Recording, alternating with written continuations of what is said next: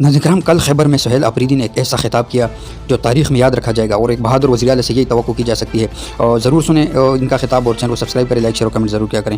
اٹھو میری دنیا کے غریبوں کو جگا دو، کاخ عمرہ کے در و دیوار ہلا دو، جس کے سے دہقاں کو میسر نہ ہو روزی، اس کے ہر خوش ہے گندم کو چلا دو. پاکستانی ہے اور ہمیں کسی سرٹیفکیٹ کی ضرورت نہیں ہے.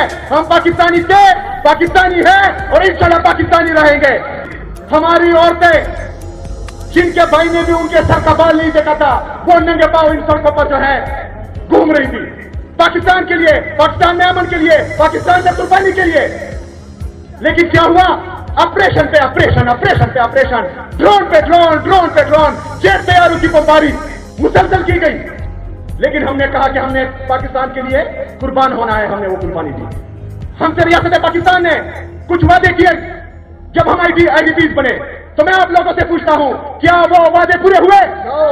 کیا وہ وعدے پورے ہوئے؟